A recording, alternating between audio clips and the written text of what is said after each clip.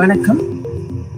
கல்வி எனும் நடைமுறை BESE 134 இன்று நாம் பார்க்கவிருப்பது அலகு 12, 13 மற்றும் 14.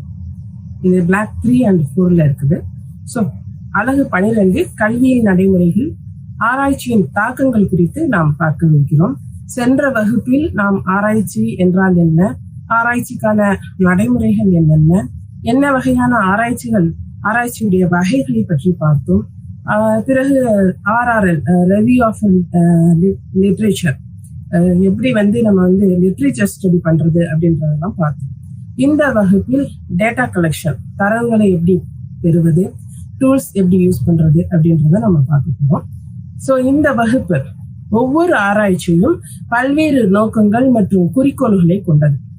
கல்வியில் ஆராய்ச்சி அப்படின்றது கல்வியில் ஆராய்ச்சி அப்படின்னு நம்ம சொல்றோம் அப்படின்னா டீச்சிங் லேர்னிங் பிராக்டிசஸ்ல, கற்பித்தல் நடைமுறைகள்ல என்னென்ன உத்திகளை நாம கையாளலாம், எப்படி மதிப்பீடு செய்வது, மதிப்பீட்டு முறைகள்ல என்ன மாற்றங்கள் கொண்டு வரலாம், இதெல்லாம் நம்மளுடைய ப்ராக்ரஸ், நம்மளுடைய முன்னேற்றத்தை, ஏற்கனவே இருக்கக்கூடிய பிராக்டிசஸ இன்னும் டெவலப் பண்ணி என்ஹான்ஸ் பண்ணி எப்படி நம்ம கற்பித்தலை சிறப்பா நாம கொண்டு போறது அப்படின்ற அந்த நோக்கத்தோட மேற்கொள்ளப்படுகிறது.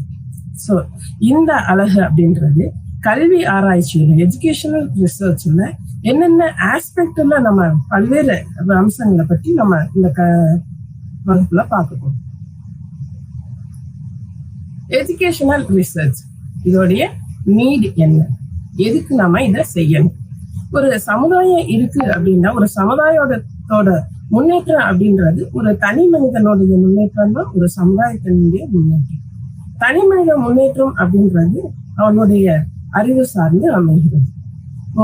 ஒரு சமுதாயம் முன்னேறணும்னாலும் அல்லது சஸ்டைனபிலிட்டியா இருக்கிறதுக்கும், நியூ பிராக்டிசஸ அடாப்ட் பண்றதுக்கும், புதிய கண்டுபிடிப்புகளை, புரட்சிகளை ஏற்படுத்துறதுக்கும் இந்த கல்வி ஆராய்ச்சி அப்படின்றது ரொம்ப உதவுது. நம்மளுக்கு தெரியும், கல்வி அப்படின்றது எல்லாருக்குமே ஒரு சமமான உரிமை. இந்திய அரசியல் சட்டம் ஆர்டிகல் 45 and 21A, முதல்ல 45ல இருந்தது 21Aக்கு மாற்றப்பட்டது. 86வது அமெண்ட்மெண்ட் மூலமாக இந்த கல்வி பெறும் உரிமை அப்படின்றது அடிப்படை உரிமைக்கு மாற்றப்பட்டது. இந்த ஆர்டிகல் 21A பிரகாரம் என்ன அப்படின்னா, 6ல இருந்து 14 வயது வரை உள்ள அனைத்து குழந்தைகளுக்கும் நாம இலவசமாகவும் மற்றும் கட்டாய கல்வி அளிக்கணும் அப்படின்றதையும் வலியுறுத்துது. இது போக யுனெஸ்கோ உடைய சஸ்டைனபிள் டெவலப்மெண்ட் கோல்ஸ் பட்டியல், நிலையான முன்னேற்றத்திற்கான இலக்குகள் பட்டியல், இது என்ன சொல்லுது அப்படின்னு பார்த்தீங்கன்னா, எல்லா குழந்தைகளுக்கும், அனைவருக்குமான செகண்டரி எஜுகேஷன், இடைநிலை கல்வியை கொடுக்கிறது, உள்ளடங்கிய கல்வியை கொடுக்கிறது, வாழ்நாள் முழுவதற்குமான கல்வி, லைஃப் லாங் லேர்னிங், இது எல்லாத்தையும் பற்றிய இலக்குகளை இது கொண்டிருக்கிறது. இது யுனெஸ்கோவுடைய அந்த சஸ்டைனபிள் டெவலப்மெண்ட் கோல்ஸ்.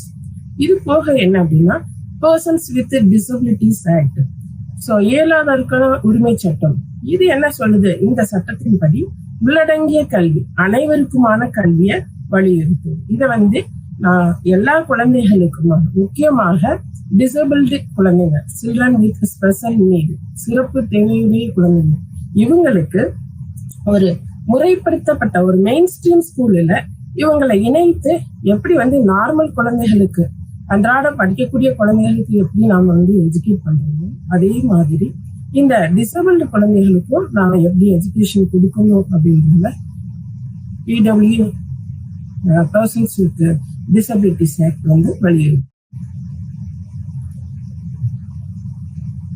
தேசிய கல்விக் கொள்கை NEP 2020 கல்விக்கு நிறைய புதிய இலக்குகளை ஏற்படுத்துகிறது. முக்கியமாக முழுமையான ஆளுமை வளர்ச்சி, ஒரு குழந்தையுடைய ஹோலிஸ்டிக் டெவலப்மெண்ட். ஸோ அதுக்கு நாம எஜுகேஷனல் பிராக்டிசஸ்ல என்னென்னலாம் மாற்றத்தை கொண்டு வர்றது அப்படின்றதான் இந்த NEP ஆகட்டும், டிசபிலிட்டிஸ் ஆக்ட் ஆகட்டும், அல்லது RTE right to education act, இவை எல்லாமே இந்த இலக்குகளை தான் கொண்டு இருக்கு. ஸோ இந்த இலக்குகளை கொண்டு வர்றதுக்கு நிறைய என்ன செய்யறாங்க, பாலிசிஸ் அண்ட் ப்ரோக்ராம்ஸ் இதை கொண்டு வர்றாங்க. ஸோ இதன் மூலமாக கல்விக்குள்ள நாம எப்படிலாம் மாற்றத்தை கொண்டு வர்றது அப்படின்றத ஸ்டடி பண்றாங்க. ஸோ ஒரு குறைந்த செலவுல, நிதி அளவு குறைந்த அளவுல எப்படி நம்ம வந்து அதிக பயனை ஏற்படுத்துறது அப்படின்றதுக்கெல்லாம் கல்வியில நம்ம ஆராய்ச்சிகள் மூலமாக தான் நிறைய சிக்கலுக்கான தீர்வுகளுக்கு நம்ம காண முடியும். கல்வியல் நடைமுறையில அறிவினை மேம்படுது. எதுக்கு வந்து இந்த ஆராய்ச்சி தேவைப்படுது அப்படின்னா, நம்மளுடைய அறிவினை மேம்படுத்துறதுக்கு, கற்போரை படிக்கக்கூடிய மாணவர்களை நாம புரிந்து கொள்றதுக்கு, அவங்களுடைய தேவையை நாம கண்டுணர்வதற்கு ஆராய்ச்சி தேவைப்படுகிறது. முக்கியமாக பாடம் மற்றும் பாட பிரிவுகள், பல்வேறு சப்ஜெக்ட் இருக்கும், டிசிப்ளின்ஸ் இருக்கும். ஸோ ஒரு சப்ஜெக்ட் இருக்கு, ஒரு மேத்தமெட்டிக்ஸ் இருக்குது அல்லது ஒரு சயின்ஸ் இருக்கு அப்படின்னா, what is science, what is maths, so அதோடைய மீனிங் என்ன, டெஃபினேஷன் என்ன, அதோடைய நீட், இம்பார்ட்டன்ஸ் என்ன, what are the AIIMS, so இதெல்லாம் அதோடைய நோக்கு. அந்த பாடப்பிரிவை நம்ம படிக்கிறதுனால என்ன பயன், மாணவனுக்கு என்ன திறன் எல்லாம் மேம்படுது, இதெல்லாம் பற்றி நாம் அறிந்து கொள்வதற்கு நம்மளுக்கு ஆராய்ச்சி தேவைப்படுகிறது. அறிவினை மேம்படுத்த அப்படின்னு இல்லை, நம்மளுக்கு ஏற்கனவே இருக்கக்கூடிய அறிவு இன்னும் கொஞ்சம் என்ஹான்ஸ் பண்ணணும் அப்படின்னம்னா, இன்னும் கொஞ்சம் டெவலப் பண்றதுக்கு நம்மளுக்கு வந்து ஆராய்ச்சி தேவைப்படுகிறது.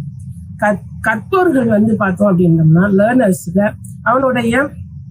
அவனுக்கு வந்து என்னென்ன இண்டிவிஜுவல், ஒரு கிளாஸ் ரூம் இருக்கு அப்படின்னா ஒரு வகுப்பறை ஆசிரியருக்கு தெரியும் 40 குழந்தைகள் இருக்காங்க அப்படின்னா 40 குழந்தைகளுமே வந்து ஒவ்வொருத்தரும் டிஃப்ரெண்டா இருப்பாங்க. ஸோ இண்டிவிஜுவல் டிஃபரன்சஸை நம்ம வந்து கிளாஸ் ரூம்ல தெரிஞ்சுக்கணும்.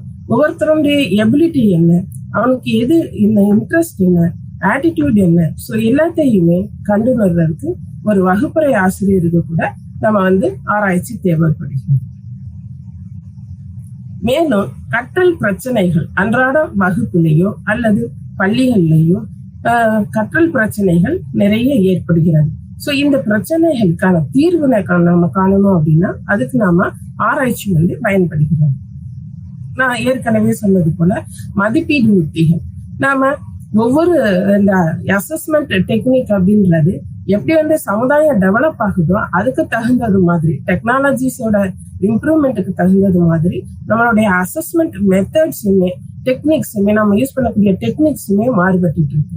ஸோ இந்த சொசைட்டியோட மாறுபாடுக்கு தகுந்தது மாதிரி, லேர்னர்ஸோடைய எபிலிட்டிக்கு தகுந்தது மாதிரி மதிப்பீடு உத்திகள்லையும் நாம என்ன செய்யணும் அப்படின்னா நிறைய மாற்றங்களை கொண்டு வரணும். ஸோ இந்த மாற்றங்கள் மூலமாக எப்படி நம்ம மாணவர்களை எப்படி அளந்தரலாம், அவனுடைய கற்றலை எப்படி அளந்தறியலாம் அப்படின்றதுக்கெல்லாம் நிறைய நம்ம மதிப்பீடு உத்திகள்ல ஆராய்ச்சிகளை மேற்கொள்ளணும்.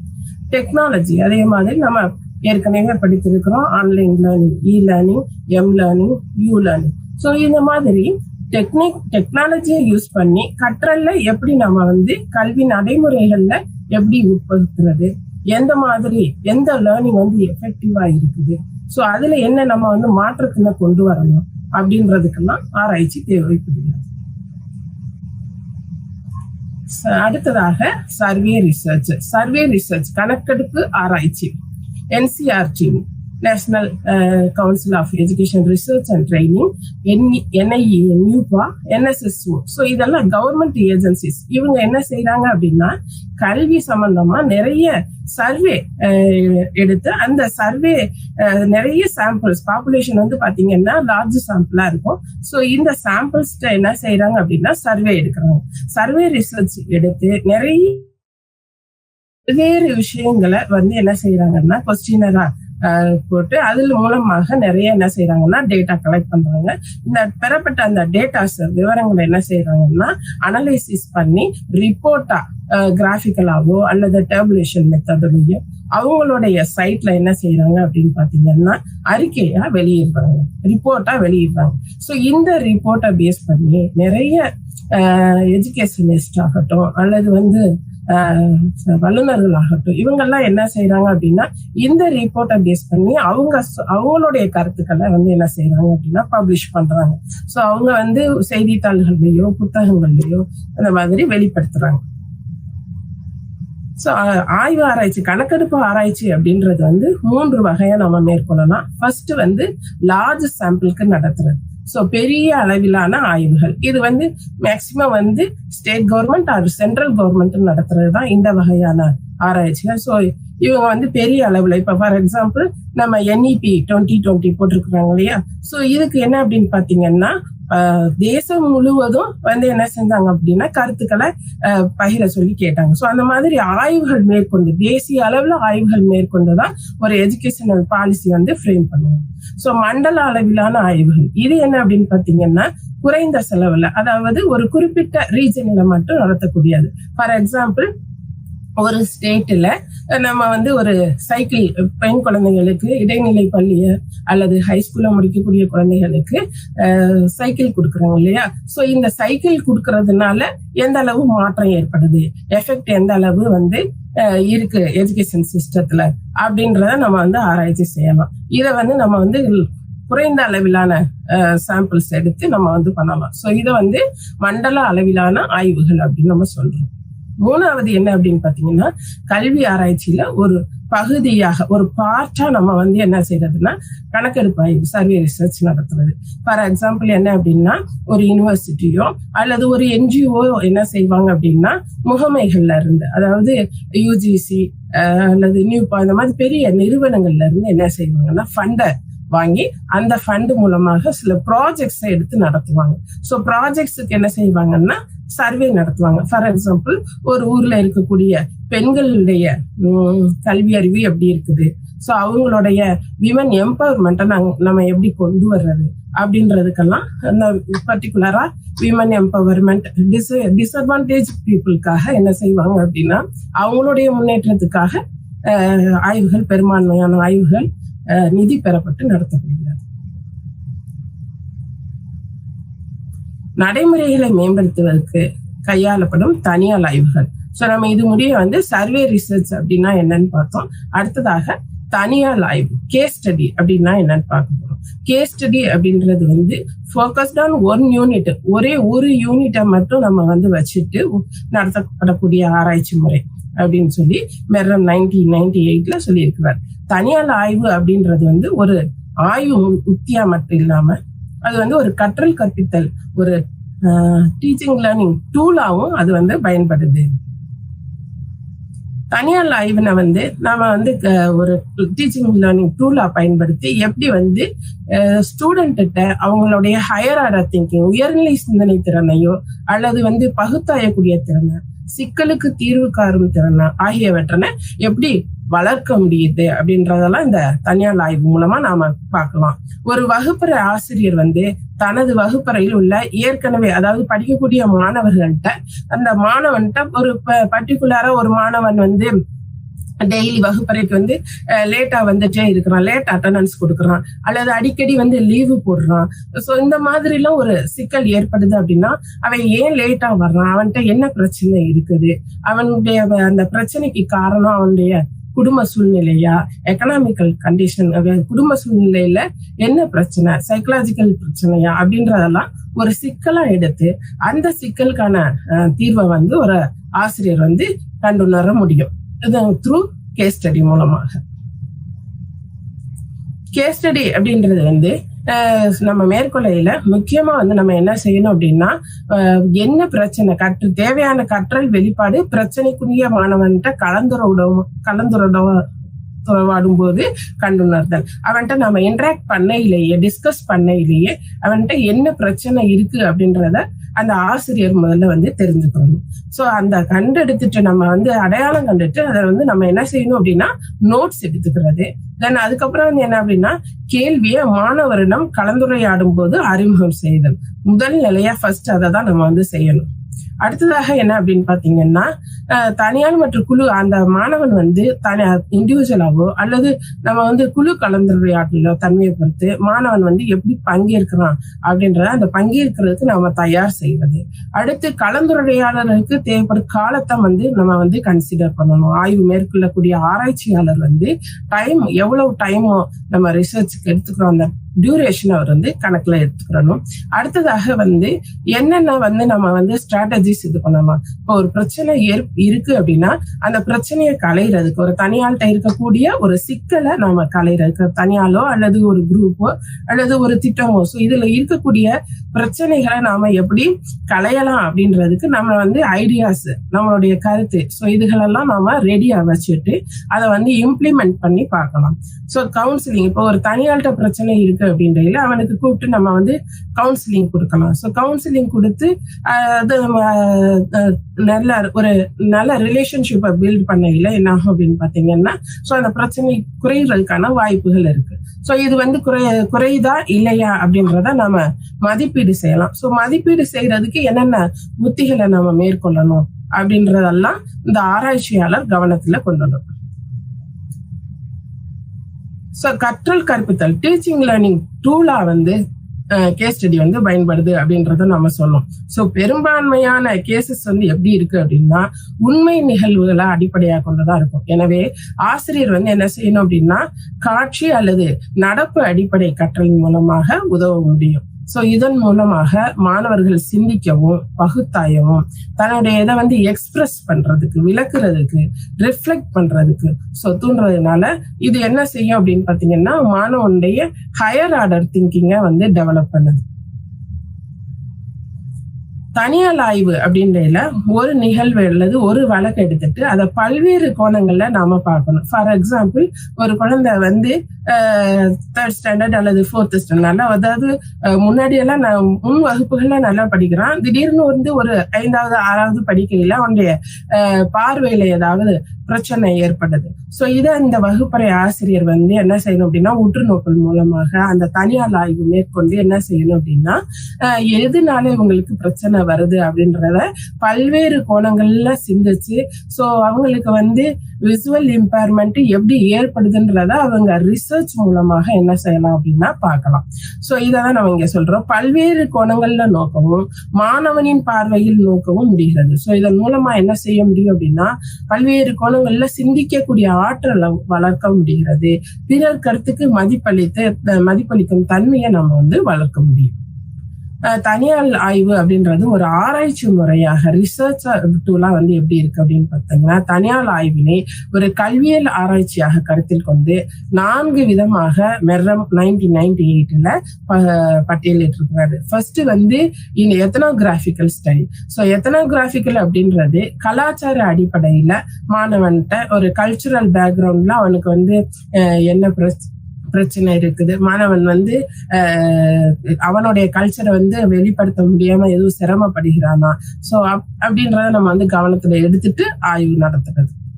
அடுத்ததாக வரலாற்று ரீதியாக பல்வேறு ஆதாரங்களை பயன்படுத்தி ஏற்கனவே நடந்து முடிந்த ஒரு சூழலை நம்ம வந்து என்ன செய்யணும் அப்படின்னா புரிஞ்சுக்கிறதுக்கோ நம்ம வந்து தனியார் ஆய்வு வந்து நம்ம நடத்தலாம். அடுத்ததாக உளவியல் ரீதியாக நம்ம ஆல்ரெடி சொன்னது மாதிரி வகுப்பறை கற்றல வந்து மாணவனுக்கு வந்து பல்வேறு பிரச்சனைகள் இருக்கும். ஸோ ஒரு இண்டிவிஜுவல் டிஃபரன்சஸ்ல ஒரு மாணவன் வந்து முக்கியமா ரொம்ப ஒரு குறிப்பிட்டு பாதிக்கப்படுகிறான் அப்படின்னா அவனை வந்து நாம வந்து உற்று நோக்கி அவனுடைய வேறுபாடு என்ன நடத்த வந்து அவன்கிட்ட மற்ற மாணவர்கள்ல இருந்து அவன் என்ன வகையில டிஃபர் ஆகுறான் அப்படின்றத கண்டுணர்ந்து என்ன பிரச்சனை அப்படின்றத வந்து நம்ம தெரிஞ்சுக்கிறதுக்கு, அந்த பிரச்சனைக்கான தீர்வு காண்றதுக்கு வந்து நம்ம வந்து தனியார் ஆய்வை பயன்படுத்தலாம்.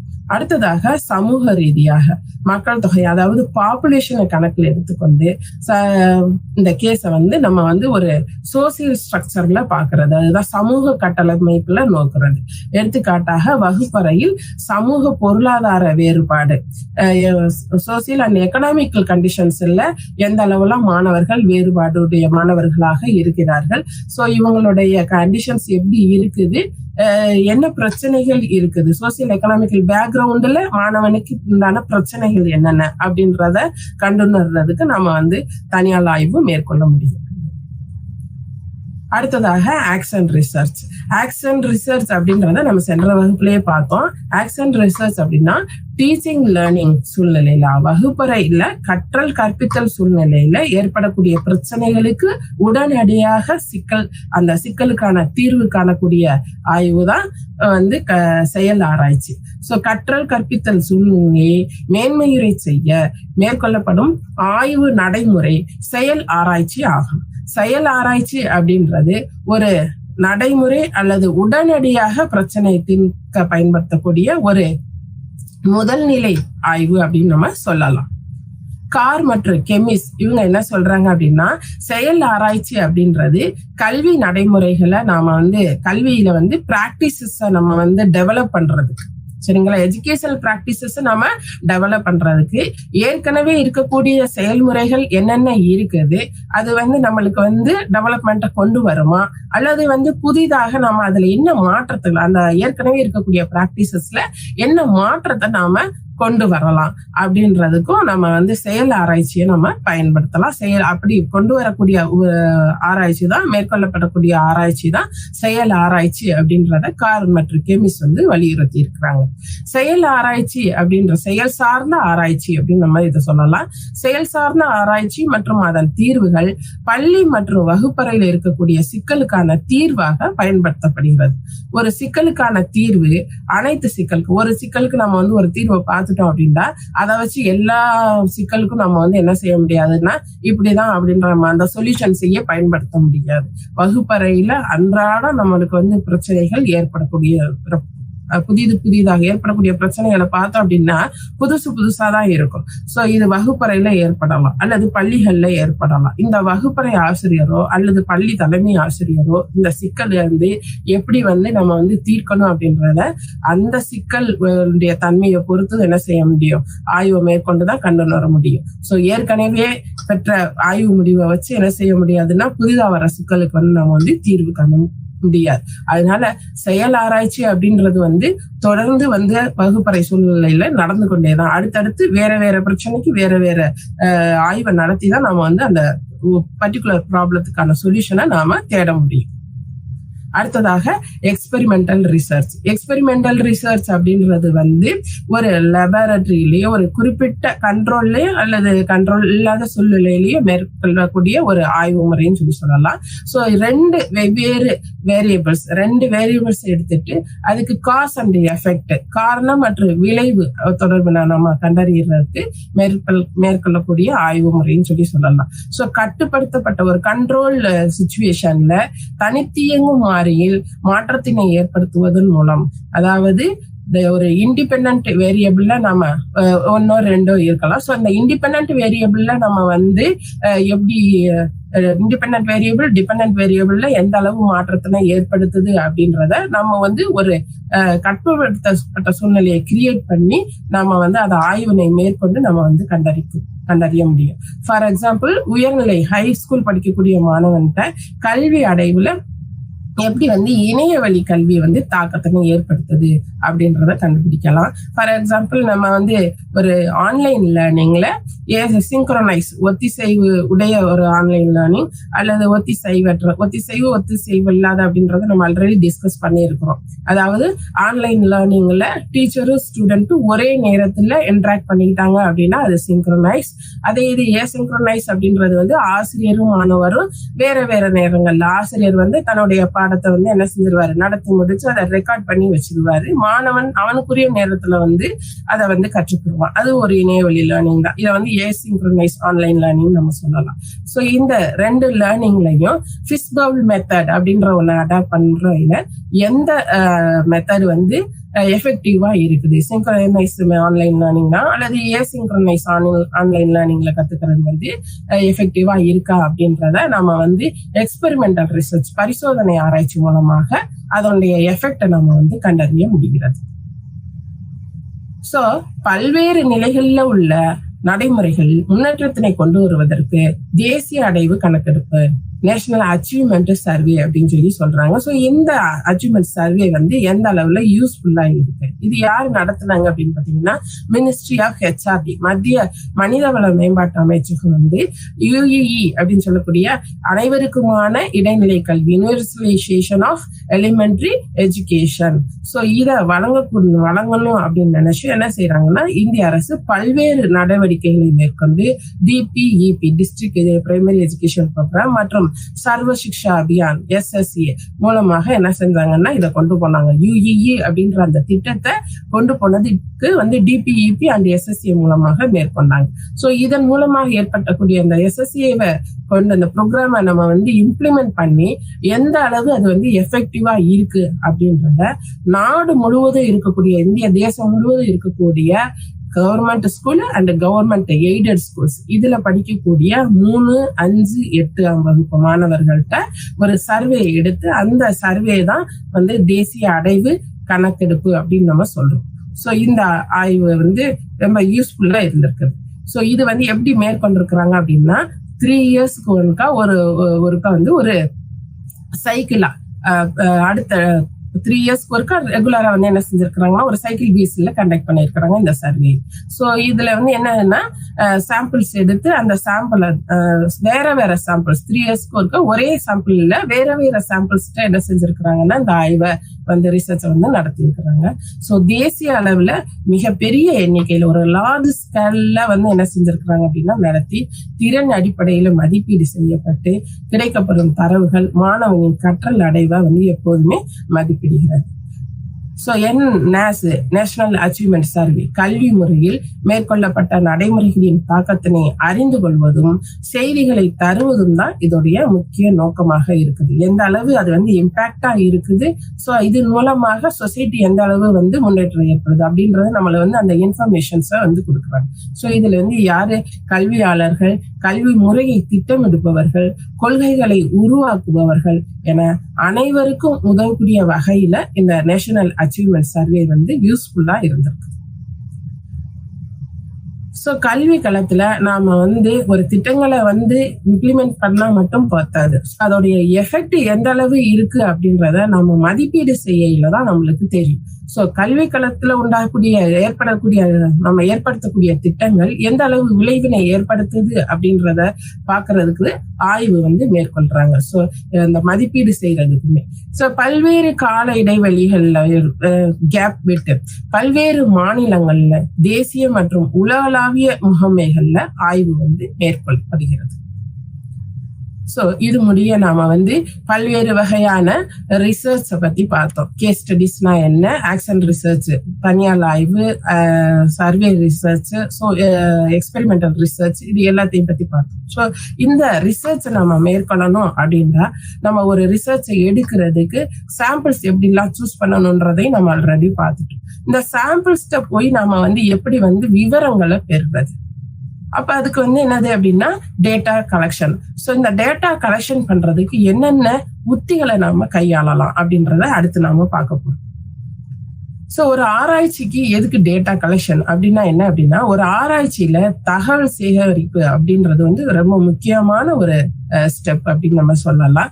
தகவல் சேகரிக்க ஆராய்ச்சியாளர் பல்வேறு கருவிகளை பயன்படுத்தி என்ன செய்யலாம் அப்படின்னா கருவிகளையோ உத்திகளையோ பயன்படுத்தி தகவலை சேகரிக்கலாம். ஃபார் எக்ஸாம்பிள் நம்ம சொன்னோம் இல்லையா, இப்ப யுஇஇயோடைய இம்பாக்ட் எந்த அளவுல இருந்தது அப்படின்றத அவங்க வந்து ஒரு சர்வே ரிசர்ச் மூலமாக எடுத்தாங்க. அந்த சர்வே ரிசர்ச்ல என்ன செஞ்சிருப்பாங்க, பல்வேறு விதமான கொஸ்டின்ஸ் கேள்வி வடிவங்களை கொடுத்து அதை நிரப்பி அதன் மூலமாக என்ன செஞ்சிருப்பாங்கன்னா விடைகளை பெற்று நம்மளுக்கு வந்து சர்வே நடத்திருப்பாங்க. ஸோ இந்த மாதிரி பல்வேறு உத்திகள்ல நாம வந்து என்ன செய்யலாம், ஆய்வுக்கு வந்து டேட்டா கலெக்ஷனுக்கு நம்ம பயன்படுத்தலாம். அதுல முக்கியமாக இன்டர்வியூ, நேர்காணல் மூலமா இது பண்றது, அல்லது அப்சர்வேஷன் உற்றுநோக்கல் மூலமாக செய்யலாம். சரிபார்ப்பு பட்டியல், செக்லிஸ்ட், கொஸ்டினர்ஸ், வினாப்பட்டியல், இன்வென்ட்ரி, தர அளவுகள். ஸோ இது தர அளவுகள்ன்றது ரேட்டிங் ஸ்கேல். ஸோ இதெல்லாம் வந்து டூல்ஸ் நம்ம சொல்லலாம். ஸோ இந்த டூல்ஸை யூஸ் பண்ணி நம்ம என்ன செய்யலாம் அப்படின்னா டேட்டா கலெக்ஷன் பண்ண முடிகிறது. ஒரு சோதனை நம்ம மேற்கொள்றோம் அப்படின்னா அந்த சோதனை கருவி அல்லது அந்த சோதனை வந்து எப்படி நம்மளுடைய அந்த நோக்கத்தை வந்து முடிக்க அந்த குறிக்கோள்களை வந்து அது வந்து என்ன செஞ்சிருக்கு, ஃபுல்ஃபில் பண்ணியிருக்கா அப்படின்றது வந்து நம்ம பார்க்கணும். ஸோ அந்த ஃபுல்ஃபில் பண்ணியிருக்கான்னு பார்க்கையில் நம்மளுக்கு வந்து பகுப்பாய்வுக்கு உதவுனா அமையல் இல்ல. ஒரு நல்ல சோதனை அப்படின்றது அல்லது சோதனை கருவியோட பண்புகள் எப்படி இருக்கும் அப்படின்னு பாத்தீங்கன்னா, வேலிடிட்டி ஏற்புடைமையா இருக்கணும், நம்பகத்தன்மையுடையதாக இருக்கணும், புறவயத்தன்மை, 4வது உபயோகமுடைமை, 5 புலனுடைமை சென்சிட்டிவிட்டி அப்படின்னு நம்ம சொல்லலாம். உபயோகமுடைமை அண்ட் சென்சிட்டிவிட்டி அப்படின்றது வந்து யூசபிலிட்டி, சோதனை மேற்கொள்ளக்கூடியது வந்து அந்த சோதனை கருவி வந்து யூஸ்ஃபுல்லா இருக்கணும். அண்ட் வந்து என்ன அப்படின்னா ரொம்ப துல்லியமாக என்னென்ன விஷயங்களை நாம கண்டுணரணும்னு நினைக்கிறோமோ அத்தனை விஷயத்தையும் கண்டுணரக்கூடிய சென்சிட்டிவிட்டியோட இருக்கணும் அப்படின்னு நம்ம சொல்லலாம். சோ ஏற்புடைமைனா என்ன அப்படின்னா, எந்த பண்பை நாம அளந்தறியணும்னு நினைக்கிறோமோ அதை முன்னிலைப்படுத்தணுமோ அதை வந்து சரியா துல்லியமா எல்லாரும் ஏற்றுக்கணும். ஒரு சோதனை பண்ணக்கூடிய ஆராய்ச்சியாளர் மட்டும் இல்லாம வேறு ஒரு ஆராய்ச்சியாளராக இருந்தாலும் அவங்களும் ஏற்றுக்கொள்ளக்கூடிய வகையில அந்த சோதனை வந்து அமையணும். அந்த சோதனைக்கு உதவும் வகையில அந்த சோதனை கருவி வந்து இருக்கணும். திறந்த வெளி கேள்விகள் இப்படி நம்ம வேலிடிட்டி இருக்கணும் அப்படின்னா ஓப்பன் எண்டட் கொஸ்டின்ஸை வந்து நம்ம வந்து தவிர்த்து கொள்றது நல்லது. மதிப்பீடு வழங்குறதுல வந்து நம்ம வந்து சோதனையாளர் வந்து நம்ம வந்து மதிப்பீடு கொடுக்குறோம் அப்படின்னா அதுல எந்த ஒரு பயாஸும் இல்லாம நம்ம என்ன செய்யணும், வழங்கணும் அப்படின்னு சொல்லி சொல்றாங்க. 2வது வந்து ரிலையபிலிட்டி. ஒரு சோதனையின் மதிப்பீடு ஆய்வு அப்படின்றது எப்போது நடத்தப்பட்டாலும், அதாவது ஒரே நேரங்கள்ல நடத்தப்பட்டாலும் அல்லது வேறு வேறு நேரங்கள்ல நடத்தப்பட்டாலும் அல்லது ஒரு சோதனையாளரோ அல்லது வேறு சோதனையாளரோ நடத்தினாலும் அது என்ன செய்யணும் அப்படின்னா ஒரே முடிவை தான் தொடர்ச்சியா தரணும். ஒரு குறிப்பிட்ட மாதிரிகளுக்கு 2க்கு மேற்பட்ட முறைகள்ல குறிப்பிட்ட சோதனையை நடத்தினாலும் முடிவுகளுக்கிடையே உள்ள தொடர்பு அந்த காரிலேஷன் வந்து அதிக அளவுல இருக்கணும்.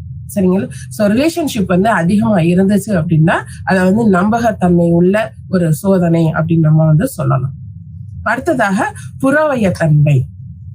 ஒரு ஆய்வு முடிவு ஆய்வாளரின் மனநிலையை நம்மளுடைய ஓன் பயாஸ் ஆராய்ச்சி மேற்கொள்ளக்கூடிய ஆராய்ச்சியாளருடைய மனநிலையை சாராமல் இருக்க வேண்டும். அவருடைய ப்ரீ ஜட்ஜ்மெண்டல் திங்கிங் சொல்லி சொல்லுவோம். நம்ம முன்னாடியே வந்து இப்படிதான் இருக்கும் அப்படின்ற அந்த கன்சிடரேஷன் ஆய்வாளருக்கு இருக்கக்கூடாது.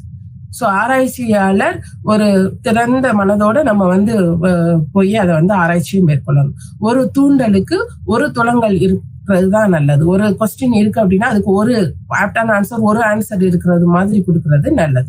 ஒரு ஆய்வாளர் ஒரு சோதனையை பல்வேறு கால இடைவெளிகளில் அளவீடு செய்தாலும் அல்லது பல சோதனையாளர்கள் ஒரு சோதனை அளவீடு செய்தாலும் மதிப்பு வந்து மாறாம இருந்தது அப்படின்னா அதை வந்து சிறந்த சோதனை அப்படின்னு சொல்லி நம்ம சொல்லலாம். சோதனை அப்படின்றது என்னதுன்னா குவான்டிட்டி நியூமரிக்கல் பேஸ்ல இருக்கும். சோ எண்ணிக்கை அளவுகளை கொண்டு முறைப்படுத்தப்பட்ட தன்மையில ஒரு நபரின் நடத்தையை உற்று நோக்குதல் மற்றும் விவரித்தல் அப்படின்றதுதான் சோதனை.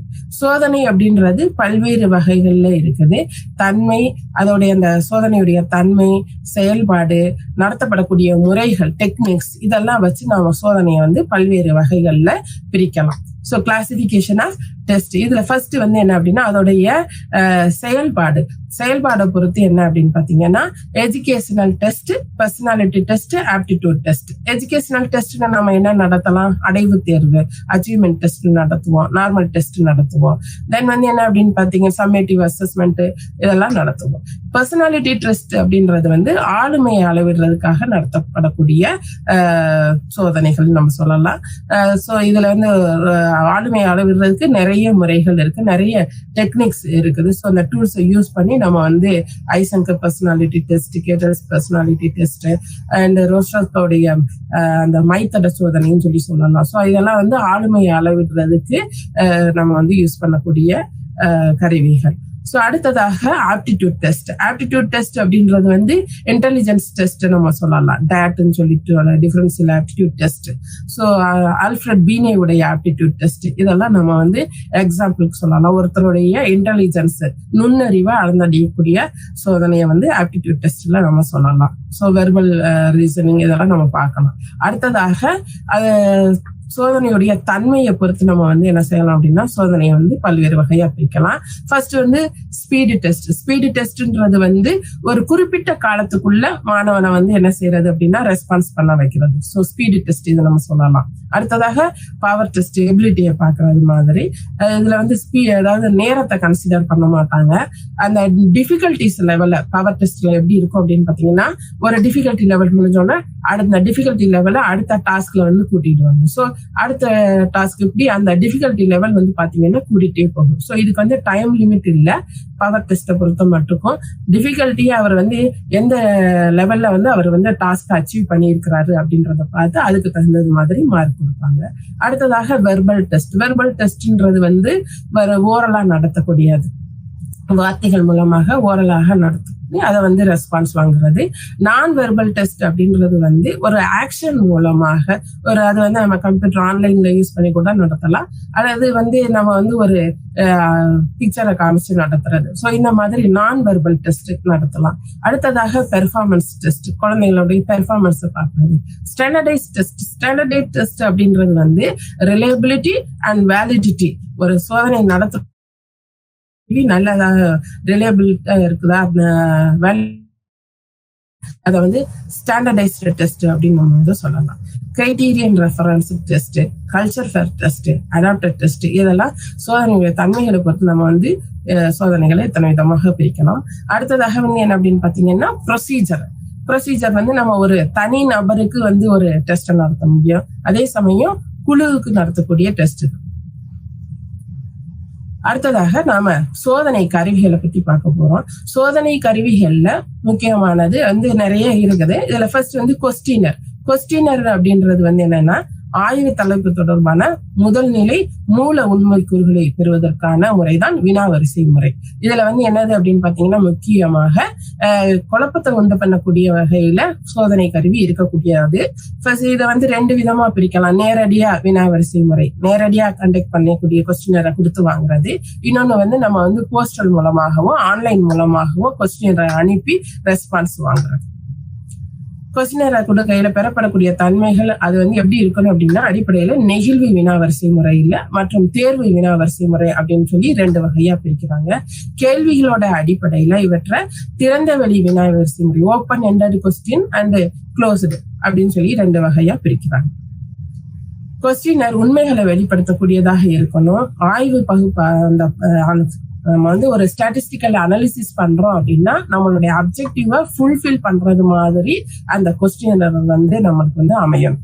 ஸோ அதுக்கு வாங்க நம்ம ரெஸ்பான்ஸ் வந்து நம்ம என்னென்ன ஹைபோதசிஸ் கன்ஸ்ட்ரக்ட் பண்ணியிருக்கிறோமோ, என்னென்ன அப்ஜெக்டிவ்ஸ் கன்ஸ்ட்ரக்ட் பண்ணியிருக்கிறோமோ, ஸோ அதை வந்து ஃபுல்ஃபில் பண்றது மாதிரி வினாவரிசையில கொடுக்கப்பட்ட அந்த மூலமா பெறப்படக்கூடிய அந்த தகவல் வந்து நம்மளுக்கு வந்து யூஸ்ஃபுல்லா அமையணும். அந்த அளவுக்கு நம்ம கொஸ்டினரை கன்ஸ்ட்ரக்ட் பண்ணி கொடுக்கணும். அடுத்ததாக ரேட்டிங் ஸ்கேல். ஸோ ஆளுமை திறனை அளவிட முடிய முறைகள்ல பல ஒரு ஏற்கனவே அதாவது ஆல்ரெடி எக்ஸிஸ்டிங்ல இருக்கக்கூடிய ஒரு பழமையான மெத்தட் நம்ம சொல்லலாம் ரேட்டிங் ஸ்கேலு. ரேட்டிங் ஸ்கேலு அப்படின்றது வந்து high, very high, average, low, very low அப்படின்னு சொல்லி நம்ம வந்து ரேட்டிங் பிரிச்சு 5 பாயிண்ட், 3 பாயிண்ட், 7 பாயிண்ட், ஸோ அந்த மாதிரி ஸ்கேல்ல வந்து நம்ம வந்து என்ன செய்யலாம் அப்படின்னா அந்த ரேட்டிங் ஸ்கேல் கொடுத்து நம்ம வந்து ஆய்வினை மேற்கொள்ளலாம். இதுவும் வந்து எப்படின்னா ஒரு கொஸ்டினர் ஃபார்மேட்ல இருக்கும். அந்த மாதிரி வந்து அந்த சாம்பிள் வந்து என்ன செய்வாருன்னா ரெஸ்பான்ஸை வந்து எந்த இதுல டிக் பண்றாரு, அவருடைய ரெஸ்பான்ஸ் டிக் பண்றாரு இல்லையா, அந்த இதுக்கு தகுந்தது மாதிரி நம்ம 0, 1, 2, 3, 4, 5 சொல்லி நம்ம வந்து ரேட்டிங் கொடுத்து நம்ம வந்து ஆய்வினை மேற்கொள்ள. அடுத்ததாக செக்லிஸ்ட் அப்படின்றது வந்து நம்ம ஒரு விஷயத்துக்கு தயாராகிறோம் அப்படின்னா எல்லாத்தையும் எடுத்து நம்ம ஃபார் எக்ஸாம்பிள் நம்ம வந்து வீட்டை விட்டு வெளியில போறோம்னா இதெல்லாம் எடுத்து வச்சிருக்கோமா அப்படின்றத நம்ம வந்து ஒரு செக்லிஸ்ட் வச்சிருக்கோம் இல்லையா. அந்த மாதிரி ஆய்வு நடத்தக்கூடிய நபர் ஒரு அப்சர்வேஷன் பண்றாரு அப்படின்னா அவர் வந்து எதெல்லாம் ப்ரிப்பரேஷன் அப்படின்றது அந்த செக்லிஸ்ட் அதை வந்து ஒரு வரிசைப்படி நடத்திட்டு ஆராய்ச்சியாளர் இது இருக்கா இல்லையா அப்படின்றத என்ன செய்வாருன்னா சரி பார்த்து ஆம் அப்படி இல்லை அப்படின்றத உற்று நோக்கி என்ன செய்வாரு அப்படின்னா குறித்துக்குவார். இதை வந்து நம்ம வந்து செக்லிஸ்ட் அப்படின்னு நம்ம சொல்லலாம். ஸோ இந்த செக்லிஸ்ட் மூலமாக கூட நாம ஆம் இல்லைன்னு சொல்லி இருக்கிறது அதுக்கு 0, 1 அப்படின்னு நம்ம கொடுத்து மதிப்பீடு கொடுத்து நம்ம வந்து ஆய்வினை மேற்கொள்ள முடியும். அடுத்ததாக இன்டர்வியூ பத்தி சென்ற வகுப்புல நம்ம டீட்டெயிலா பார்த்தோம். ஒரு ஆராய்ச்சியாளர் மாதிரிகள்கிட்ட நேரடியாகவோ அல்லது தொலைபேசி டெலிபோனிக் இன்டர்வியூ மூலமாகவோ என்ன செய்யலாம் அப்படின்னா டேட்டாவை கலெக்ட் பண்ணி அதன் மூலமாக என்ன செய்யலாம் அப்படின்னா ஆய்வினை மேற்கொள்ளலாம். ஸோ ஆராய்ச்சியாளரும் நேர்காணப்படுபவரும் என்ன செய்யணும் அப்படின்னு பாத்தீங்கன்னா முன்னாடி அதாவது ஸ்ட்ரேஞ்சர்ஸா தான் இருக்கணும். அவங்களுக்கு வந்து ஆல்ரெடி ரிலேட்டிவ்ஸாவோ அந்த மாதிரி தெரிஞ்ச நபராகவோ இருக்கக்கூடாது. ஸோ ஒரு ஸ்ட்ரேஞ்சர்ஸா இருக்கையில என்ன ஆகும் அப்படின்னு பாத்தீங்கன்னா அந்த பயாஸ் எல்லாம் இல்லாம நம்ம வந்து ஒரு இன்டர்வியூல பெறப்படக்கூடிய தரவுகள் வந்து உண்மைத்தன்மை உடையதாக இருக்கும். சோ சூழ்நிலைக்கு ஏற்றது மாதிரி என்ன செய்யணும் அப்படின்னா அந்த இன்டர்வியூ வந்து மாற்றி அமைக்கக்கூடிய வகையில ஒரு பிளெக்சிபிலிட்டியோட இருக்கணும். பெறப்படக்கூடிய விவரங்கள் எப்படி இருக்கணும் அப்படின்னா நம்ம வந்து ஒரு நேர்காணல்ல இருக்கிறோம் அப்படின்னா ஆராய்ச்சியாளர் ரெஸ்பான்சஸ் அவர் கேட்கக்கூடிய கேள்விகளுக்கான அந்த இன்டர்வியூ இருக்கிறாரு இல்லையா, யார நேர்காண்றோமோ அவர் கொடுக்கக்கூடிய பதில்களை உடனே என்ன செய்யணும், ரெக்கார்ட் பண்ணிக்கணும். சோ பதிவு செய்யப்பட வேண்டும். ஒவ்வொரு நேர்காணலும் ஒரு குறிப்பிட்ட நோக்கம், அந்த நோக்கத்துக்கு எந்த நோக்கத்துக்காக இருக்குதோ அந்த நோக்கத்திற்குரிய கேள்விகளை தான் நம்ம வந்து என்ன செய்யணும், கன்ஸ்ட்ரக்ட் பண்ணி அது விஷயமா தான் நம்ம வந்து கேள்விகளை அமைக்கணும். நேர்காணல்ல வந்து கட்டமைக்கப்பட்ட நேர்காணல் ஸ்ட்ரக்சர் அண்ட் நான் ஸ்ட்ரக்சர் அப்படின்னு சொல்லி 2 வகையில பிரிக்கலாம். நேர்காணல் எப்படி காணணும் அப்படின்னா ஃபர்ஸ்ட் வந்து நம்ம வந்து அதுக்கு ப்ரிப்பரேஷன் பண்றது, முன்னாடியே அவர்கிட்ட வந்து டைம் வாங்கிட்டு பெர்மிஷன் வாங்கிக்கிட்டு தான் நம்ம வந்து போய் இன்டர்வியூவா கண்டக்ட் பண்ணணும். திடீர்னு போய் வந்து நம்ம என்ன செய்யக்கூடாதுன்னா நேர்காணல் காண்றேன்னு சொல்லி நம்ம வந்து போய் உட்காரக்கூடாது. அடுத்து வந்து என்ன செய்யணும், பெர்மிஷன் வாங்கிடுறோம், அடுத்து வந்து இன்டர்வியூக்கு போயிடுறோம். இன்டர்வியூ கண்டக்ட் பண்ணிட்டு அந்த இன்டர்வியூ கண்டக்ட் பண்ணையிலேயே என்ன செய்யறோம், அந்த தகவல்களை நம்ம வந்து ரெக்கார்ட் பண்ணிடுறோம். ஸோ ரெக்கார்ட் பண்ணிட்டு இந்த கிடைச்ச டேட்டாவுக்கு நம்ம என்ன செய்யணும் அப்படின்னா அனலைசிஸ் பண்ணி 4th ஸ்டெப் வந்து பாத்தீங்கன்னா அதுக்கு வந்து ரிப்போர்ட் இன்டர்பிரேஷன் கொடுக்கறது. அடுத்ததாக அப்சர்வேஷன் அப்படின்றது ஆராய்ச்சி முறையில ஃபாலோ பண்ணக்கூடிய ஒரு டெக்னிக். ஸோ ஆராய்ச்சியாளர் ஆய்வினை மேற்கொள்வதற்கு என்ன செய்யலாம் அப்படின்னா ஒரு தனி நபரையோ அல்லது ஒரு நிகழ்வையோ என்ன செய்யலாம், உற்று நோக்கி ஆய்வு மேற்கொள்ளக்கூடிய முறை தான் உற்று நோக்கல் முறை. இது வந்து பார்ட்டிசிபேட்டரி அப்சர்வேஷன், நான் பார்ட்டிசிபேட்டரி அப்சர்வேஷன் 2 விதமாக பிரிக்கலாம். ஸோ இது ஆய்வு இந்த உற்று நோக்கலை மேற்கொள்ள அந்த ஆராய்ச்சியாளர் நேரடியாக அல்லது வந்து என்னதுன்னா ஃபீல்டு ஸ்டடிஸ், ஏற்கனவே இருக்கக்கூடிய ஸ்டடிஸ் அல்லது வந்து அந்த காணொலி காட்சிகள், வீடியோ ரெக்கார்டிங்ஸ் இதெல்லாம் வந்து என்ன செய்யலாம் அப்படின்னா அப்சர்வ் பண்ணி அந்த அப்சர்வேஷன் மூலமாக அவர் என்ன செய்யலாம், டேட்டா கலெக்ட் பண்ணலாம். ஸோ உற்று முக்கியமாக அப்சர்வேஷன்ல ஒரு மாணவனை, ஒரு வகுப்பறை ஆசிரியர் வந்து ஒரு மாணவனை உற்று நோக்கல் மூலமாக வந்து ஆய்வுல மேற்கொள்றாரு, அவனுடைய தனியால் பிரச்சனையை கண்டுணர்றாரு அப்படின்னா அந்த மாணவன் வந்து தான் உற்று நோக்கப்படுகிறோன்றத வந்து அடையாளம் காணக்கூடாது. சரிங்களா? சோ உற்று நோக்கப்படுபவர் தான் கவனிக்கப்படுகிறோம் அப்படின்றது வந்து அவருக்கு வந்து இருக்கக்கூடாது. சோ அப்படி அறியாத வகையில ஆய்வாளர் வந்து உற்று நோக்கலை மேற்கொள்ள வேண்டும். சோ இது முடிய நாம வந்து டேட்டா எப்படி கலெக்ட் பண்றது அப்படின்றத நம்ம பார்த்தோம். என்னென்ன டூல்ஸ் யூஸ் பண்ணலாம் அப்படின்றத அந்த டூல்ஸ் வந்து பார்த்தோம். அடுத்ததாக தரவுக்கான ஆதாரங்கள், அதை எப்படி வந்து நம்ம வந்து பகுத்தாய்வு, எப்படி அனலைசிஸ் பண்றது அப்படின்றத இந்த யூனிட்ல நம்ம பார்க்க போறோம். ஆராய்ச்சிக்கான தரவுகள் அல்லது விவரங்கள் அப்படின்றது எண்ணிக்கை நியூமெரிக்கல் பேஸ்ல தான், என் நம்பர்ஸ்ல தான் இருக்கும். ஸோ உலக அளவுல உள்ள ஆராய்ச்சி விவரங்கள், தரவுகள், இந்த டேட்டாஸ் எல்லாம் பார்த்தோம் அப்படின்னோம்னா எவ்வளவோ டேட்டாஸ், நிறைய ரிசர்ச் டெய்லி வந்து பாத்தீங்க அப்படின்னா ரிசர்ச்சோட எண்ணிக்கை வந்து அதிகரிச்சுட்டே தான் போகுது. ஸோ இந்த ரிசர்ச் ஸ்டடிஸ் மூலமாக பெறப்படக்கூடிய அந்த தகவல்கள் வந்து அந்த டேட்டா பேங்க்ல இருக்கு. ஸோ எவ்வளவு இருக்கு அப்படின்னு பாத்தீங்கன்னா அது இன்ஃபினிட்டின்னு நம்ம சொல்லலாம். ஸோ எண்ணிக்கையிலே அடங்காத அளவு வந்து இந்த தரவுகள், டேட்டாஸ் வந்து அவைலபிலிட்டியா இருக்கு. ஒரு ஆராய்ச்சி முடிவினை பெறுவதில் இந்த விவரங்கள் நம்ம இந்த பெற்றிருக்கோம் இல்லையா, இந்த டேட்டாஸ் தான் ரொம்ப வந்து நம்மளுக்கு வந்து இந்த according to the datas only we are interpreting, we are giving report. So என்ன பிரச்சனைக்கான சொல்யூஷன் என்ன அப்படின்றத நம்ம டேட்டாஸை வச்சுதான் நம்ம என்ன செய்ய முடியும், இன்டர்பிரட் பண்ண முடியும். அப்ப டேட்டா அப்படின்றது வந்து ஆய்வு அப்படின்றதுல ரொம்ப முக்கியமான. ஸோ இந்த பெறப்பட்ட விவரங்களை நம்ம அனலைசிஸ் பண்ணி தான் ஆராய்ச்சியாளர் வந்து தன்னுடைய ஆராய்ச்சி முடிவை வந்து வெளிப்படுத்துறாங்க. இந்த டேட்டாஸை வந்து நம்ம வந்து பிரைமரி டேட்டா, செகண்டரி டேட்டா அப்படின்னு நம்ம சொல்லலாம்.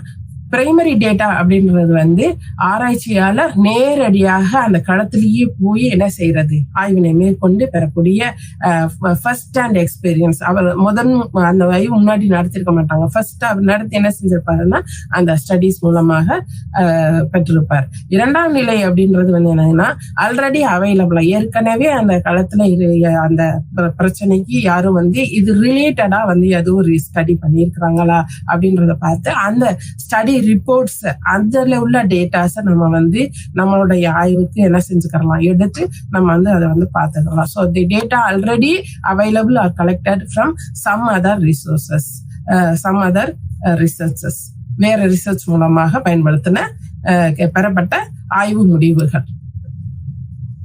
முடிவுகள் அல்லது டேட்டாஸ் விவரங்கள்.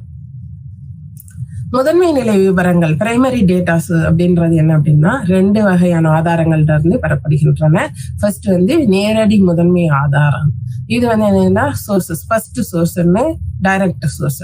ஸோ ஆராய்ச்சியாளர் மாதிரிகளிடமிருந்து நேரடியாக விவரத்தினை கேட்டு பெறுவது. ஃபார் எக்ஸாம்பிள் நம்ம நேரடியாக நேர்காணல் மூலமா இன்டர்வியூ கண்டக்ட் பண்ணோம் அப்படின்னா ஆராய்ச்சியாளரும் ஆய்வுக்கு உட்பவரும் நேரடியாக இருந்து என்ன செஞ்சிடறாங்க, அவர் வந்து விவரத்தை பெறுகிறார்.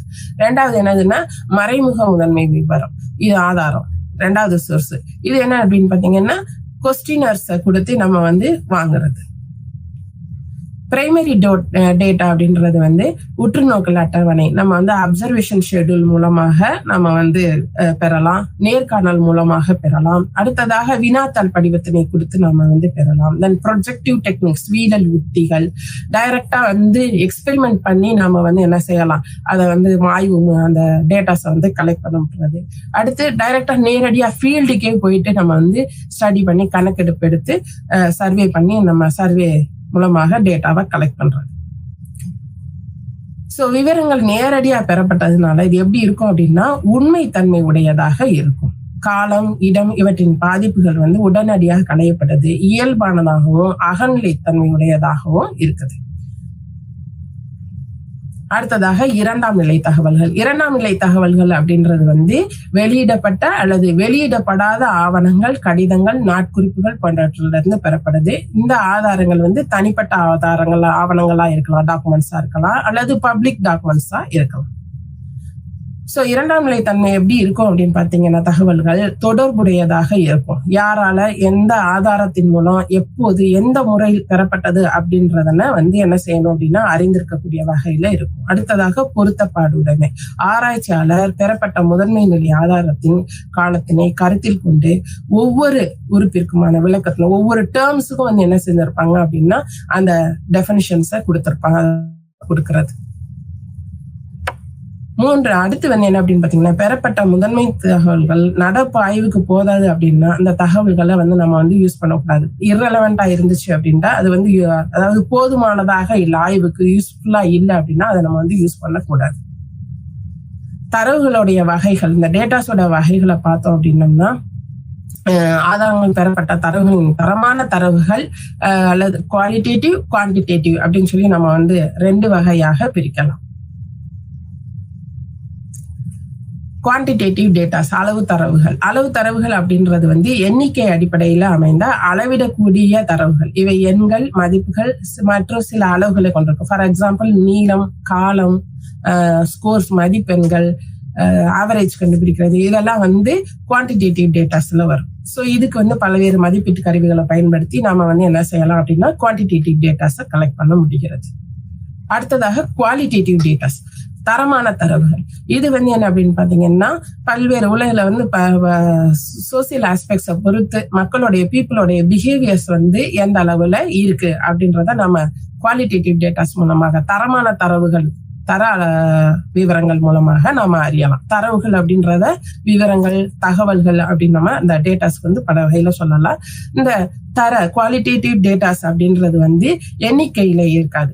வேற எக்ஸாம்பிள் வந்து நம்ம வந்து ஒரு நேர்காணல் மூலமாக ஒரு விவரத்தை பெற்றிருக்கிறோம் அப்படின்னா அதுக்கு வந்து நம்ம வந்து டிஸ்கஷன் மூலமாக இன்டர்பிரிட்டேஷன் கொடுத்து நம்ம வந்து என்ன செய்யலாம். ஸோ அந்த டெஃபினிஷன்ஸ் தான் வந்து இதுக்கு வந்து இருக்கும்.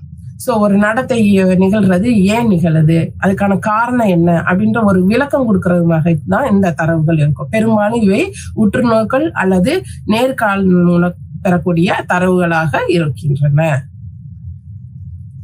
அடுத்ததாக அளவீட்டிற்கான அளவுகள், ஸ்கேல்ஸ். ஸோ எப்படி நம்ம ஸ்கேல் கன்ஸ்ட்ரக்ட் பண்றது, நம்ம பெறப்பட்ட அந்த தகவல்களை எந்த ஸ்கேல நம்ம இது பண்றது, அது பல்வேறு தரவுகள் டேட்டாஸ் பத்தி பார்த்தோம், வேரியபிள்ஸ்னா என்னன்னு நம்ம தெரிஞ்சுக்கிட்டோம். ஸோ இந்த அளவீடு நம்ம எவாலுவேட் பண்றோம் அப்படின்னா, மதிப்பீடு செய்யறோம், மெஷர் பண்றோம் அப்படின்னா எந்த ஸ்கேலை வச்சு நம்ம மெஷர் பண்றதுன்றது இருக்கு. ஸோ வேரியபிள்ஸை பொறுத்தும் டேட்டாஸை பொறுத்தும் இது அமையுது. ஃபர்ஸ்ட் என்ன அப்படின்னு பாத்தீங்கன்னா பெயர் அளவு அளவு. இதுல என்ன அப்படின்னு பாத்தீங்கன்னா சில குணாதிசயங்கள் மற்றும் தன்மைகளை பகுத்தாய்ந்து வகைப்படுத்த நாமினல் ஸ்கேல்னு சொல்லுவாங்க.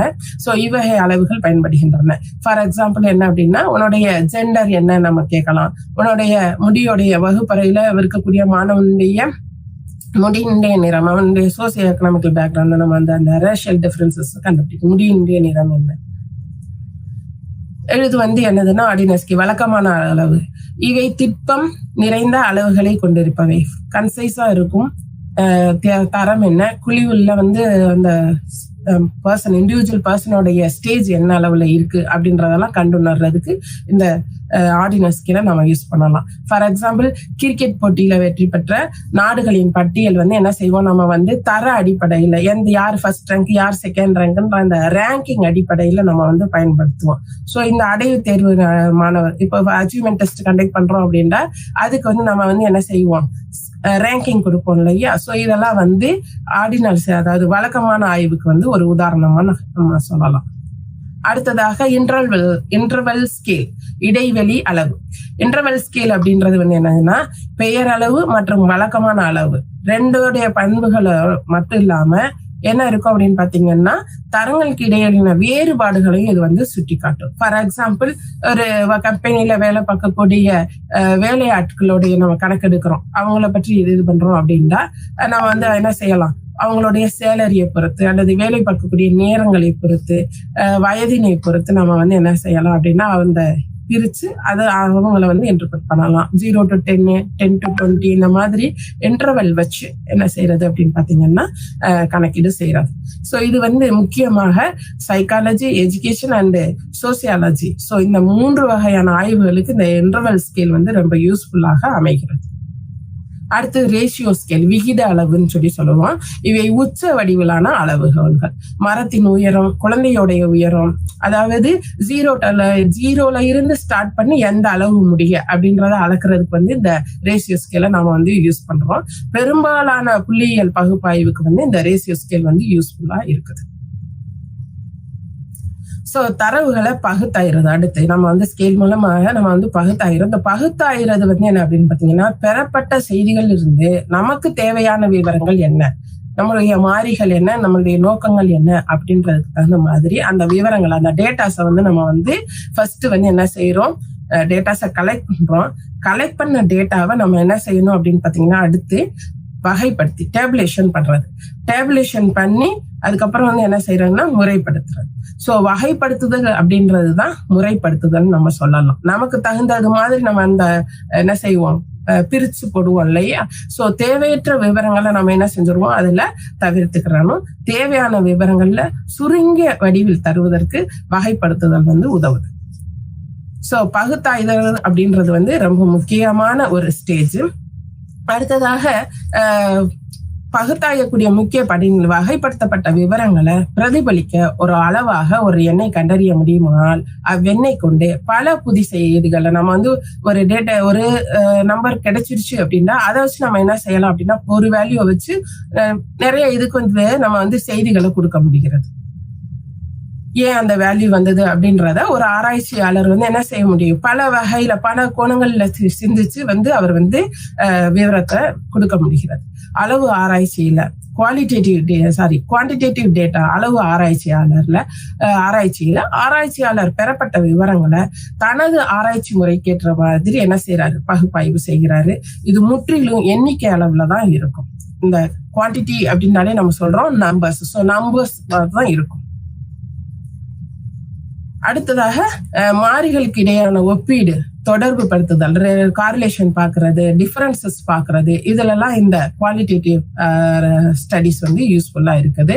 முக்கியமாக correlation, relationship, T test, ANOVA போன்ற புள்ளியியல் கணக்கீடுகளுக்கு வந்து யூஸ்ஃபுல்லாக இருக்குது. அனோவான்றது எஃப் டெஸ்ட். ஸோ துப்பறியும் காரணம் கண்டறியப்படுகின்றன. விவர பகுப்பாய்வு விளக்கம் அளித்தலுக்கும் ஜெனரலைஸ் பண்றதுக்கும் பொதுமைப்படுத்துறதுக்கும் இன்டர்பிரேஷன் பண்றதுக்கும் நம்ம வந்து ஒரு ஸ்ட்ராட்டஜிக்கல் அனாலிசிஸ் வந்து யூஸ்ஃபுல்லாக இருக்குது. குவான்டிடேட்டிவ் அனாலிசிஸ் அப்படின்றது வந்து ஃபர்ஸ்ட் ஸ்டேஜை பார்த்தோம் அப்படின்னா, ஃபர்ஸ்ட் வந்து என்ன செய்யறோம், விவரத்தை நான் வாங்கி வந்து அதை வந்து அடுக்குறோம். கரெக்டா அடுக்கி, அதாவது ஸ்கேல் கரெக்டான முறையில வந்து என்ன செய்யறோம் அப்படின்னா அரேஞ்ச் பண்ணி அதை என்ன செய்யறது, வகைப்படுத்திட்டு அதுக்கப்புறம் வந்து டேபுலேஷன் பண்றது. ஸோ அளவு விவரங்களை பகுப்பாய்வு செய்வது விளக்கம் அளித்தல் ரெண்டாவது நிலையா சொல்ல. சோ பொதுவாக புள்ளியியல் பகுப்பாய்வு அப்படின்றது வந்து 2 மெத்தட்ல இருக்குது. ஒண்ணு வந்து என்ன அப்படின்னு பாத்தீங்கன்னா விளக்கமான முறை. இந்த வகை அளவீடுகள் மாதிரிகளை பொதுமைப்படுத்தல், அதாவது ஜெனரலைஸ் பண்றதை தவிர்த்து மாதிரிகளின் தன்மையை, அதாவது சாம்பிள்ஸோடைய தன்மையை மட்டும்தான் வந்து விளக்கக்கூடியதாக இருக்கும். ஃபார் எக்ஸாம்பிள் வந்து நம்ம வந்து சராசரி சொல்றோம், இடைநிலை, முகடு, சராசரி, வரம்பெல்லை இதெல்லாம் கணக்கிடுறோம் அப்படின்னா அது வந்து விளக்கமான முறை. அடுத்ததாக அனுமான முறை அப்படின்றது வந்து பெறப்பட்ட விவரங்களை கொண்டு மாதிரிகளை பொதுமைப்படுத்துறதுக்கு இந்த வகை அளவீடு யூஸ்ஃபுல்லா இருக்குது. F test, T test, median test, Mann Whitney test இதெல்லாம் வந்து ஒரு எக்ஸாம்பிளா நம்ம வந்து சொல்லலாம். ஸ்டாட்டிஸ்டிக்கல் அனாலிசிஸ்ல தரமான தரவுகள்ன்றது என்னது, குவாலிட்டேட்டிவ் டேட்டாஸ். ஸோ இந்த குவாலிட்டேட்டிவ் டேட்டாஸை எப்படி பகுப்பாய்வு செய்யலாம், இதை வந்து அளவுரு மற்றும் அளவுரு அல்லாத அப்படின்ற 2 வகையில நம்ம வந்து தரமான தரவுகளை அளவீடு செய்யலாம். பாராமெட்ரிக் சோதனை அண்ட் நான் பாராமெட்ரிக் டெஸ்ட் அப்படின்னு நம்ம சொல்லலாம். பாராமெட்ரிக் டெஸ்ட்ல வந்து என்ன அப்படின்னு பாத்தீங்கன்னா மையப்போக்கு, மெசர்ஸ் ஆஃப் சென்ட்ரல் டெண்டன்சி அப்படின்றது வந்து பயன்படுத்தப்படுகிறது. இது ஆராய்ச்சியாளருக்கு வந்து அதிக நேரத்தை எடுக்காது. மக்கள் தொகையில இருந்து, பாப்புலேஷன்ல இருந்து சாம்பிள்ஸை கண்டுபிடிச்சு இது தீர்மானிக்கிறதுக்கு, அந்த வேரியன்ஸ் பாக்குறதுக்கு வந்து இந்த பாராமெட்ரிக் டெஸ்ட் வந்து யூஸ்ஃபுல்லா இருக்குது. டி டெஸ்ட், எஃப் டெஸ்ட் இதுக்கு வந்து நம்ம வந்து உதாரணமாக சொல்லலாம். அடுத்ததாக அளவுரு அல்லாத சோதனை. இதுல வந்து என்ன அப்படின்னு பாத்தீங்கன்னா மக்கள் பாப்புலேஷன்ல எந்த ஒரு பங்கீடு, டிஸ்ட்ரிபியூஷனும் தேவையில்லை. ஒரு ஹைபாத்தசிஸ் டெஸ்ட்னு கூட நம்ம சொல்லலாம், கருதுகோள் சோதனைன்னு சொல்லலாம். இந்த சோதனையை வந்து என்ன செய்யலாம்னா சராசரி மதிப்பை பொறுத்தது. மதிப்புகள் பெயரளவு மற்றும் ஆர்டினல் அளவுல தேவைப்படுகின்றன. இதுல வந்து வந்து ரொம்ப, அதாவது நம்பர்ஸ் வந்து ரொம்ப குறைவான எண்ணிக்கை உள்ள சாம்பிள்ஸுக்கு நம்ம வந்து பாராமெட்ரிக் டெஸ்ட் வந்து கண்டக்ட் பண்ணலாம். மையப்போக்கு அளவுனா என்னன்றத நம்ம வந்து மையப்போக்கு அளவு, சராசரி, இடைநிலை, முகடு இதெல்லாம் நம்ம வந்து பார்க்கலாம். அடுத்ததாக மைய சிதறல் அளவைகள் அப்படின்றது வந்து எந்த அளவு அந்த டேட்டாஸ் வந்து சிதறி இருக்குது, மையத்துல இருந்து எந்த அளவு வந்து சிதறியல் இருக்குது அப்படின்றத சிதறல் அளவைகள் நம்ம சொல்லலாம். இந்த சிதறல் அளவைகள் என்னென்ன அப்படின்னு பாத்தீங்கன்னா ரேஞ்ச், தரம், குவார்டைல் டிஸ்ட்ரிபியூஷன், கால்மான சிதறம் விளக்கம், சராசரி விளக்கம், திட்ட விளக்கம் சொல்லலாம். அடுத்ததாக மீடியன், குவார்டைல்ஸ், பெர்சன்டைல், இசட் ஸ்கோர். இதை வந்து உறவினர் நிலை அளவுகள் அப்படின்னு நம்ம சொல்லலாம். புள்ளியியல் வல்லுநர்கள் ஒரு மதிப்பின் நிலை பற்றி பேச, மற்ற மதிப்புகளோட தொடர்படுத்தி பேசுறதுக்கு இந்த ரிலேஷன்ஷிப் ஸ்டடிஸ் வந்து யூஸ் பண்றாங்க. ஸோ ரிலேஷன்ஷிப் ஸ்டடிஸ் மூலமா என்ன செய்யலாம், 2 விவரங்களுக்கு, 2 மாறிகளுக்கு இடையிலான தொடர்பினை நாம கண்டறிய முடிகிறது. டி டெஸ்ட் அப்படின்றது வந்து 2 மாறிகளுக்கு இடையான வேறுபாடை நாம கண்டறியறதுக்கு உதவுகிறது. எஃப் டெஸ்ட் அப்படின்றது ஒரு மாறிய பல்வேறு நிலைகள்ல எப்படி வந்து ஒப்பீடு செஞ்சு அந்த சோதனையை நம்ம கண்டுபிடிக்கிறதுக்கு உதவுகிறது. சோ விளக்க ஆய்வு முறையில எப்படியெல்லாம் அனாலிசிஸ் பண்ணலாம் அப்படின்னா descriptive statistics and inferential statistics அப்படின்னு சொல்லி பார்த்தோம். டெஸ்கிரிப்டிவ்ல வந்து measures of central tendency, variability and relative position இருக்குது. இன்ஃபரன்சியல்ல பாராமெட்ரிக், நான் பாராமெட்ரிக் டெஸ்ட் இருக்குது. சோ இந்த விவரங்களை பகுப்பாய்வு செஞ்சு நாம பல்வேறு ஆராய்ச்சி மூலமாக நம்ம வந்து என்ன செய்ய முடியும், விவரங்களை கொடுக்க முடியும். சோ விவரங்கள், அந்த ஆய்வுகள் வந்து பல்வேறு வகையான ஆய்வுகள், இந்த ஆய்வுகள் எல்லாம் நாம சென்ற வகுப்புல நல்ல விவரமாக பார்த்தோம். சோ இப்ப அடுத்த வகுப்புல ஆராய்ச்சிக்கான முடிவுகளை நாம எப்படி வந்து அறிக்கை எப்படி தயார் செய்வது அப்படின்றத அடுத்த வகுப்புல பார்ப்போம். நன்றி, வணக்கம்.